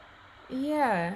We got a couple All Lives Matter folks that Of course. came through. Yeah, and she wasn't there to do nothing about it, to express what she wanted to other people to think were the shop's views or her views, that Black lives did matter. She acted upset when we told her later on, but nothing was done. She Also, should have been like, up there to talk to people. That puts you in a very vulnerable position, like an unsafe position, Mhm. because people are not kind. So who's to say that somebody could come in there very opposing of the views that you're quote unquote promoting, as well as opposed to just who you are as a being, who you are as a Black woman? Who's to say that they wouldn't try to harm you in some way? Because it's not a stretch, like, to think that that's possible, especially in the world that we live in. So it's like, that was an extremely, extremely unfair position for anyone to put you in. So I hope that somehow this person hears this and is reprimanded in some way, shape, or form. I'm a big believer in, like, karmatic experiences. So it's like, not that I'm, like, wishing any harm to them, but I'm gonna bless them away from us and from you, and because we don't need that kind of energy. It was it didn't feel comfortable, and I didn't feel the safest, honestly, because, like I said, Right. she only gets white customers, and we already had seen like people drive by with, like, the whole flag all over, like, on their car, just, like, draped on their car. We'd get honks as they drove by. Like, yeah, we get mad at people there, or we did when I was there. And yeah, for her to just put us at the forefront without explaining anything about what was going on, it wasn't surprising, honestly, but it was extremely disappointing. Like, yeah. And I had already turned in my notice by then. This is after the multiple conversations we had about me not wanting to be put on the forefront of her trying to convince the public that she was a good person. And she did that anyway. I'm just glad you're not there. I'm glad you're not there anymore. Mm-hmm. Because if you were, I would be like, all right, Chicago's what? I can get there in about 3 hours from Indiana. I'm going to pull up and be like, okay, so here's what's not going to happen. You're going to get in the car. You're not going to work here anymore because we're not doing this. Like, no. Like, it's like, ain't nobody got time for that. We sure don't have time for that. Like, we don't have the time. We don't have the energy. It's like, nope. Mm-hmm. Yeah. Yeah, so that was probably, like, the most extreme example where I felt, like, tested in that way. But probably on a different end, the most extreme example of me actually feeling like I had to conform, and actually, like, back in the days when I was still conforming, it was with my coworkers, when let's see. I went from being a barista to, like, a team lead, and as soon as I made that switch, I made a change in how I acted. I decided, okay, I need to be more professional, so I'm not going to come in gabbing about my personal life like I was doing before. And as soon as I made that switch, some folks had a problem with it, and I still don't know how much of it was because just specifically I was trying to make that switch, and how much of it had to do with me being a person of color. But that's kind of part of the shifting pressures, or the issues, or some of the problems of being a Black woman, presenting person in coffee, really any industry, is you don't always know how much of it is because I'm Black, how much of it is because I'm a woman. Yeah, like that's a real struggle that I forget. There was like an actual study done internationally or nationally in America, like how many, like what percentage of Black women like feel that that uncertainty. But it was something like between 50-60% of folks have encountered that and not knowing, is it because I'm Black? Is it because I'm a Black woman? Yeah, that's just one of the unique like types of code shifting or shifting like pressures that we go through. Have y'all been in like many situations like that where you're like, you just really can't tell? A lot of the times it's obvious, I know, but like where you just really don't know, is this because I'm Black? Is that why they're being like this? Is this why I'm encountering this situation? Well, I just want to take this moment to say, let Black people be neutral. Yes. People do want that. They want you to come to them with, and just like be totally open about your life. You can't practice limited self-disclosure. You have to disclose the things that they ask you. And so I often choose vagueness, or I choose asking them a question instead. And also just straight up choosing not to answer. For me, I'm just like, I'm not answering your question. Moving on. And I know that can be really difficult, especially in a work situation, but I often just choose to deflect or to not answer. But yeah, like, I mean, as far as figuring out if someone is treating you a certain way because of your Blackness or your womanness or your queerness, I think oftentimes it is overt.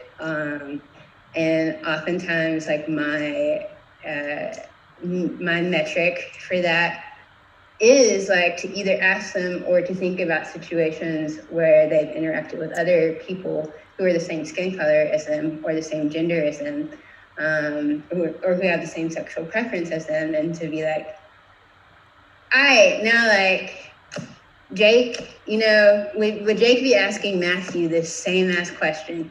No, the hell he would not. He's asking me this question because I'm a woman, you know? And I think like those are valid questions, but at the end of the day, it kind of just comes back to like being human, you know? Like it doesn't matter if I'm queer, it doesn't matter if I'm a woman, it doesn't matter if my skin color is different. Like, this is inappropriate for anyone, period, you know? So like, let's just keep it moving. Like, so yeah, I guess like to answer your question, like, to me, it's often discernible. It's often like, yeah, that like, this is because this person has this prejudice towards me for whatever reason. I just try to focus on my response. And oftentimes, if I feel like someone is treating me a certain way, I either give it back to them or I walk away. So there's that. I feel like you always have the healthiest responses.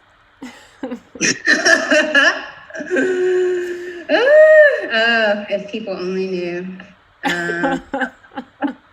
If they could only see my like internal DMs to myself, you know, I might not think the same, but But yeah, I mean, these things come from a place of trauma for me, you know. It's not easy, and you know, when I say that I give it back, you know, like it has nothing to do with, for me, often it doesn't have anything to do with emotion. It comes down to, I guess my kinds of responses come from a place of disassociation.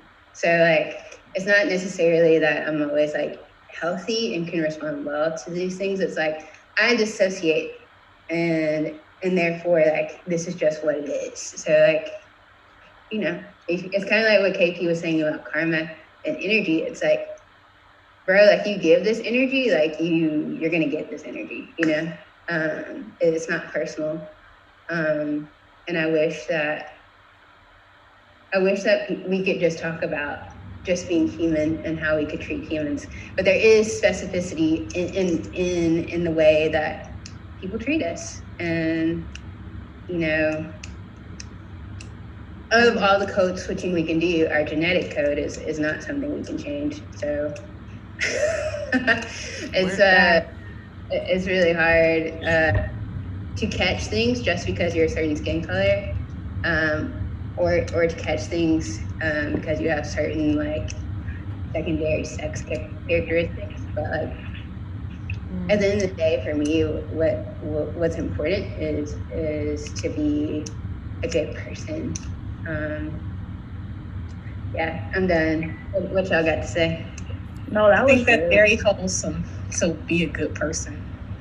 What now? But I think that's very wholesome. So when people like be a good person, you know.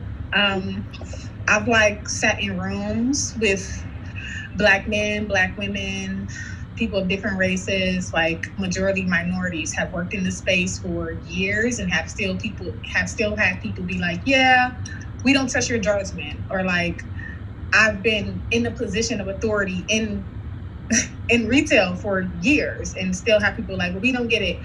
And my answer to like, what do you do when it's just like, damn, I just don't know if it's because I'm Black or it's because I'm a woman. Like, even if I'm sitting at a table with a bunch of Black women, my only thing to do is to provide solutions. You know what I'm saying? Like, by the time that I sit at a table and I say, okay, I think that they're not listening to me because I'm a young person, I'm Black, and maybe they don't think that I have what it takes, right? But in the same breath, all I can do is provide them with this solution or this facts, or maybe that's the Virgo in me, but in the same breath, I still feel the need to provide a solution and say, here, look, so these are my receipts. And if you still don't believe me at this point, it's because you're honestly choosing not to hear what I have to say. Therefore, it is because I'm young, Black, and because I'm a woman. So now I can't help you except for to just like negate everything that you say now, because clearly you don't know, you know? So, and I hate to take it to that route because I think that a lot of times Black women choose to take the good guy route. Like, we choose to be like, okay, because we don't want to be perceived as an angry Black person, or like we're defensive or anything like that. We're just like, whatever, like, I'm just gonna know what I know and let you be wrong. But I think now is the time for us to be like, okay, so you think that because I'm under whatever age, and I'm going to prove you wrong. And now is that time for me to prove you wrong. So I think that's the best bet to, like, even when you start thinking like this person can't hear me beyond my clothes, or like beyond my tattoos, or beyond anything, my breasts, you know, like, okay, now I have to just tell you what you absolutely need to know. Like, this is fact, and you not listening to me is very much prejudice. And I think it's okay and healthy to tell people now, like, I think that's very prejudiced thinking. Yeah, point it out. I definitely agree with all that. That was, yeah. Because it's like, it's not healthy for us to continuously, like, just kind of shove ourselves down when, if we're not heard, we're not seen, if we're just constantly like, they don't get it, so I'm just gonna let that one go. I'm gonna let that one go. Well, like, at a point, you let so many of those times go, and so many of those happen. There's a buildup that happens. I mean, and I think that's a lot of times when, like, when we do respond from places of trauma, when we do respond from well, I let it go for so long, but it's like I can't let it go anymore.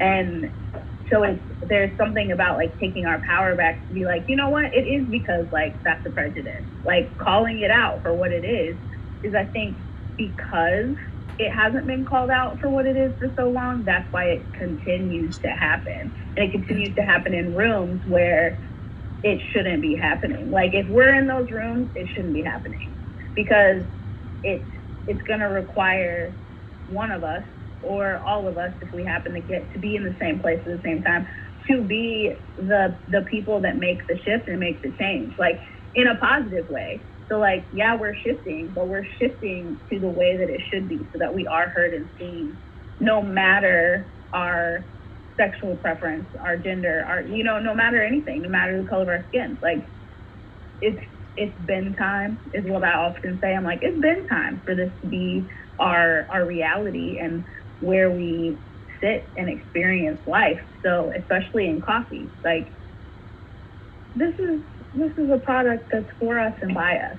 So let's actually have like the experience that we deserve. Mm-hmm.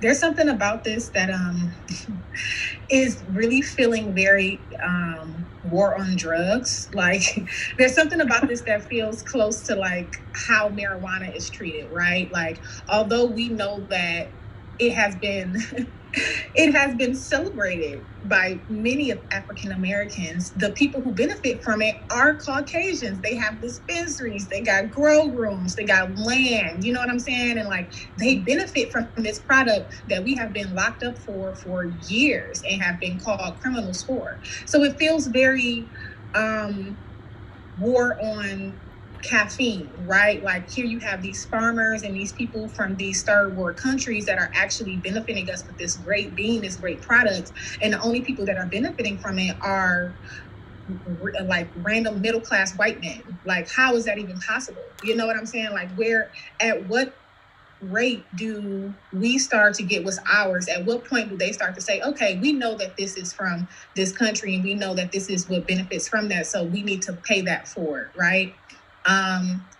So just the conversation in general of not having people look at us as who we are and like our genetic makeup, it's just like, this is one of those things that I don't even think a lot of times it doesn't have to do with our sex or our gender or even our genetic makeup. A lot of it is simple capitalism. And because we're at the bottom of the totem pole, we make 60 cents to the dollar. Like they're not trying to hear what we're saying anyway, because we're like, there's still that mindset behind money versus person versus products, like they're still in some ways or another. I personally feel as though they're in a lot of capitalist mindset. We are worth as much as they pay us. So when they choose not to listen to us, is because we are overworked and underpaid, So just in general, I think that it has a lot to do too with absolutely paying us what we're due, telling people that they owe us more, and actually owning up to that, because that, I feel like that's why we're not being heard, is because why, when I can pay this man who speaks with a deeper voice, or whatever that case may be. So I don't know. I have a lot of theories about working in coffee and knowing that the flavor notes that I taste will be always different from the flavor notes a white man tastes, and benefiting from that. And it will forever be hard in coffee to benefit from it as a Black woman until we get more Black women that are saying, actually, I do disagree. That is a prejudice. You're not listening to me. I do feel like I'm not being heard, Mm-hmm. And speaking to a little bit on that, but also like what you were saying, KP, about how it can affect you to be constantly pushing yourself down to conform, not along, and all that. That's where I've been most of my life, actually, and kind of like I mentioned, in that kind of conforming mentality. I've been shifting for so long to try to make the people around me comfortable, that it really, like, I'm still kind of like mentally recovering, though I've come a long way from all those years of doing that, it's made me feel most of the time like I have this sense of not knowing who I am a lot. Like even around family and friends, like it's just kind of extended into all parts of my life. Because I'm talking and acting different ways depending on where I'm at, and most of the time, like I would be at work acting in a way that didn't feel right or true to myself. So yeah, that really did a number on like just my mental state, just knowing, feeling like I don't know who I am. I don't even know how to talk to my family, the white side of my family. Yeah, like it wasn't healthy. And so realizing that, and really I got right here, like a big part in like helping me kind of overcome was like starting to read this book and realizing, like I started reading this before I started talking to other people about it. Like this book made me realize that I'm not the only one doing that. It helped me put a name to what I was experiencing of not knowing who I was, because I started reading that a lot of Black women experience this, and it causes a shifting in the mind of like you feel like you're not being true to your own community even sometimes. So yeah, just to kind of throw that out there, that What's that book? not alone. Shifting. It's so good. The double I'm lives of Black women in America. Only like a quarter way through, and it is, you feel so seen. Like every page I read, I'm like, whoa, Right? like you're seen. Yeah. Yeah. Like in the first 5 pages, like, oh my God, they worded out this feeling I've been experiencing all my life and didn't even know that like there was a way to put that into words. Yeah. But yeah, it's pretty dope.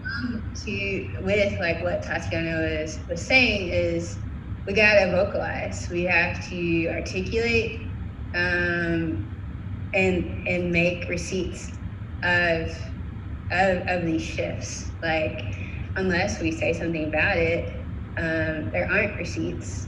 And whether there are receipts or not, the abuser and the oppressors will create a false narrative that says we want to be treated this way and we like to be treated this way. So at least there will be receipts that say, nope, this is a no-go. Like, we're not here for it. We will no longer be oppressed. We will no longer be made small. We will no longer not settle for anything less than Black power. So, at least we'll have receipts.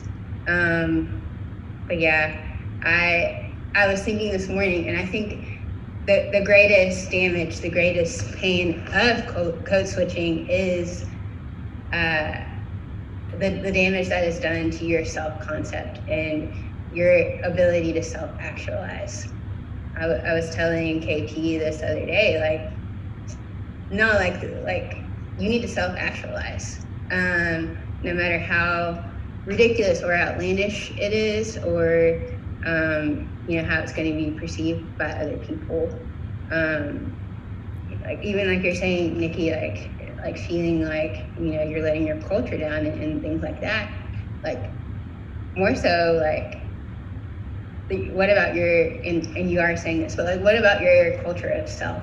And that's very important. And the more you shift, the smaller you become, the less of who you are. And so yeah, like we gotta keep getting out here, keep taking up space, and keep like being unapologetically fully Black and like fully femme, because people don't know who we are, and we don't know who we are if we keep code switching, Mm-hmm. Yes, ma'am. True. Totally agree.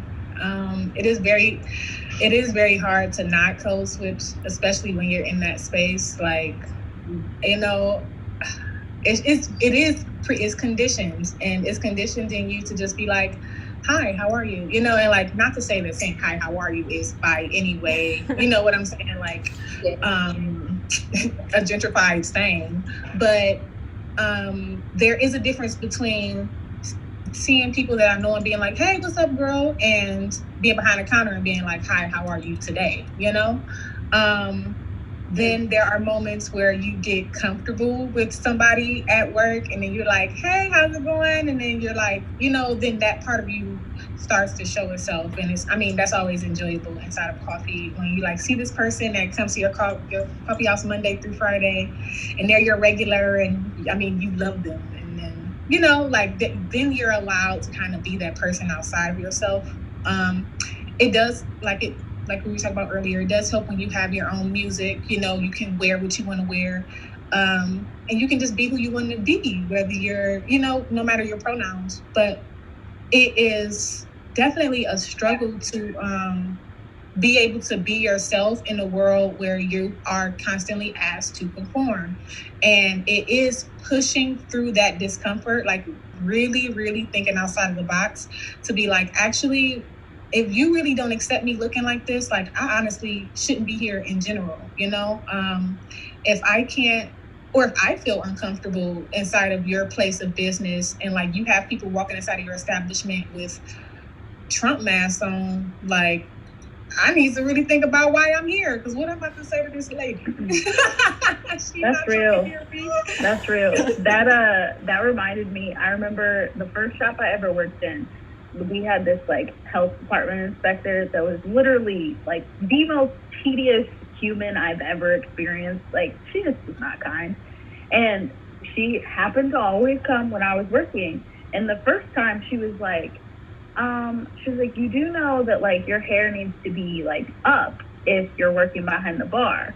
And I looked at her, I was like, my hair literally grows up. Like what do you want me to do with it? Like actually, because my hair was a lot longer at the time and I was like, I mean, I can try. I was like, but I don't understand what you're asking. And everybody that worked with me kind of thought it was funny. They're like, your response was like so clever. I was like, it's the truth. Like there was nothing there was nothing clever about it. Like she's telling me that my hair needs to be put in a ponytail. What she doesn't understand is that my hair grows up, so it's already up. And like if she wants me to put a hair tie around it, it's really not gonna look that different. It's gonna look like a pineapple. So it's like it didn't add up. And it's like just little things like that aren't often thought about, but it's like it has to do with our comfortability. Like it's like, okay, like even speaking to like, okay, if we're talking solutions, like even what you were saying, Tatiana, of just like if we can have our music, if we can dress the way that we're comfortable with, like those are ways to break through that like that code switching of just like the more authentic we can look and feel and be ourselves. I think that will kind of break through that blockage of like, man, I have to like conform to how they want me to talk and be and all of these things. And it's like, nah, like we should be able to show up and be our most authentic selves. Like that in itself is self-actualizing. Like the affirmation of just like you saying that to me the other day, Erica, I was like, yeah, like, yes, I'd already claimed it for myself, but there was something even more powerful to be recognized by another Black femme to be like, yes, like, thank you, like, say that, like, be that and own it, because, like, I see you, and we love to see it. So, like, let's, like, if we can do that for each other, I think that adds to kind of breaking through that ingrained, like, oh, we have to code switch, like, we have to. And it's like, if we can keep having conversations like this, I think that will empower others as well to be like, all right, like, I had a moment like last week where I definitely code switched, and it's like, that's okay. But like, how about when in the week to come, if that happens again, what can you do different to make sure that you're not compromising yourself? Absolutely. Because like a lot of people don't know, they don't like that, that inspector, like they may not have known how else to possibly like think outside of a white person. I know white people hair, that needs to be up in a ponytail. They didn't know how to maybe like change that up to fit other hair types, other skin types, other people.